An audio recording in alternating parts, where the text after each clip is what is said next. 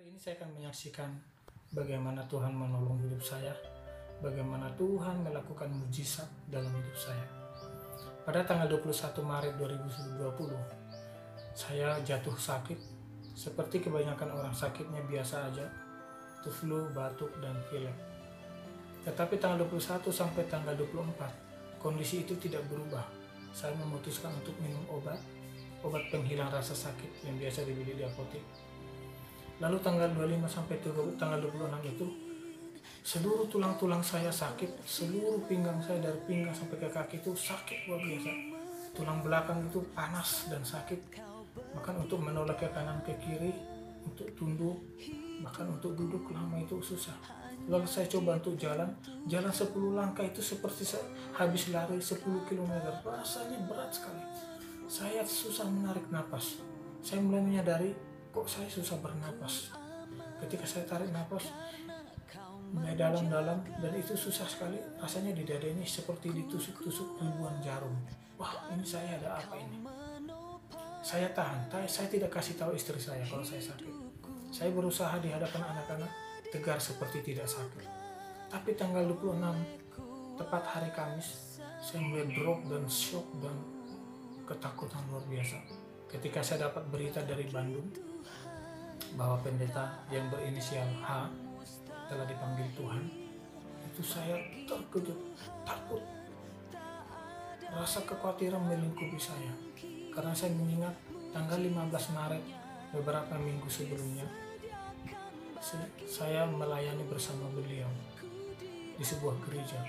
Beliau yang berkhotbah waktu itu saya diminta main musik, membuat kondisi saya makin down sekali, makin hilang harapan. Wah, jangan-jangan saya kena. Apa yang saya takutkan itu terus membayangi pikiran saya. Tanggal 28 sampai tanggal 29, saya sudah tidak bisa jalan, tidak bisa berdiri. Untuk berdiri ke kamar mandi juga sudah sangat sulit. Saya berjuang. Istri saya sudah dilihat, Papa pasti sudah sakit, ayo kita ke rumah sakit. Saya tidak mau. Sampai tanggal 29 saya akhirnya menyerah, karena saya merasa seperti di dalam diri saya seperti ada api. Di bagian lambung itu seperti terbakar, kerongkongan, lalu paru-paru seperti ditusuk-tusuk jarum, lalu seperti ada benda berat menindih dada saya. Akhirnya saya mau dibawa ke rumah sakit. Saya dipapah naik ke atas motor, itu sudah nggak bisa jalan. Bahkan di jalan itu saya bisa hampir jatuh. Sampai di rumah sakit saya langsung dia lakukan tindakan medis, langsung diambil tes darah, langsung di ronsen malam itu juga, dan ternyata besoknya keluar hasil saya terpapar virus COVID-19. Itu kondisi saya bukannya makin sehat, tapi makin drop. Tanggal 29 sampai tanggal 31 itu saya tidak tahu apa yang terjadi dalam diri saya. Saya pikir saya sudah diambang maut. Saya sudah bisa rasakan seperti apa ternyata orang dibayang-bayang kematian. Seperti Daud yang berkata, sekalipun aku berjalan dalam lembah kekelaman, bayang-bayang maut, saya merasakan betapa mengerikannya. Saya mulai menyadari Tuhan masih banyak dosa saya, ampuni saya, Tuhan ampuni saya. Saya malam itu paksakan menyembah Tuhan, memuji Tuhan. Saya mau rekonsiliasi, minta ampun. Kalaupun saya ada salah, Tuhan Yesus ampuni saya. Kalau bisa Tuhan izinkan saya masih ingin hidup lagi. Anak-anakku masih kecil, anak-anakku masih butuh saya. Tanggal 1 sampai tanggal 2 April, luar biasa Tuhan melakukan mujizat. Seperti saya tidak pernah sakit. Ketika saya bangun dari tidur, seolah-olah saya tidak pernah sakit. Tubuh saya semua sehat segar. Siangnya dokter bilang, Pak Yeskel boleh pulang. Tapi sembari menunggu hasil swab 1 dan kedua, Pak Yeskel tidak boleh kemana-mana. Saya 7 hari di rumah. Tanggal 9, ambulan dan APD lengkap datang menjemput saya. Saya diminta untuk diisolasi di rumah sakit. Tanggal 9 April sampai tanggal 20 Mei, itu waktu yang begitu panjang yang harus saya lalui dalam kesendirian saya.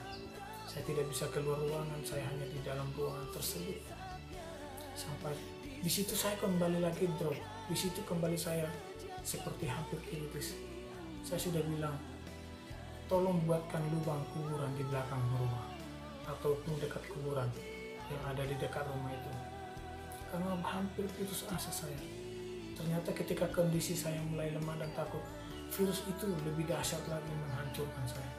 Tapi saya mau bangkit lagi, saya lawan itu dan bilang, dalam nama Yesus saya sembuh, saya harus sembuh. Puji Tuhan, kalau saya hari ini ada, itu karena kemurahan Tuhan. Di tengah kondisi saya ketika sakit, saya mulai rasa takut. Tuhan, anak istri saya makan apa? Anak istri saya mau bikin apa di rumah? Tidak bisa, tidak ada apa-apa. Saya tidak bekerja, saya tidak digaji kalau tidak bekerja. Tapi Tuhan bilang, jangan khawatir, bukankah aku gembala yang baik? Aku Bapa yang baik.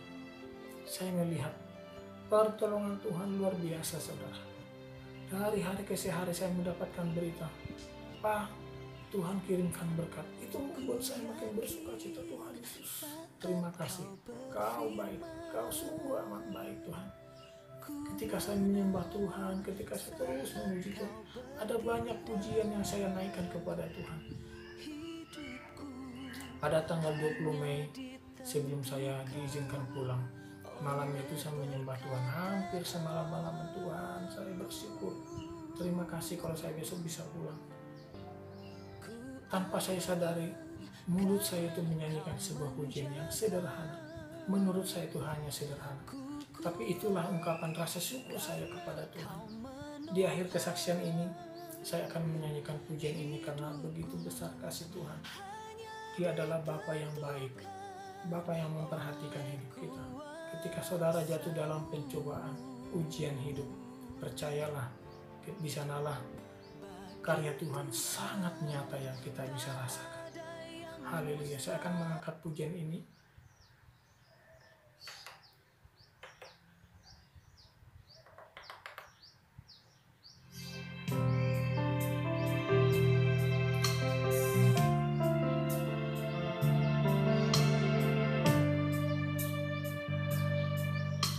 Bapa yang baik, Allahku yang hidup, nyata sempurna pertolonganmu.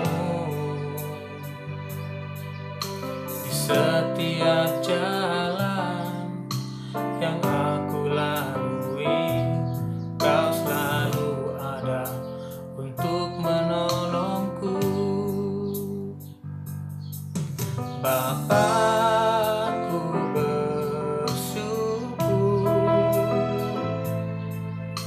Bapa agung mulia namamu. Kau satu-satunya sumber pengharapanku.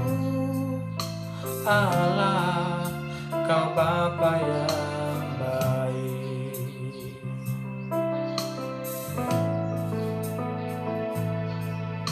Bapa yang baik, Allahku yang hidup, nyata sempurna pertolonganmu.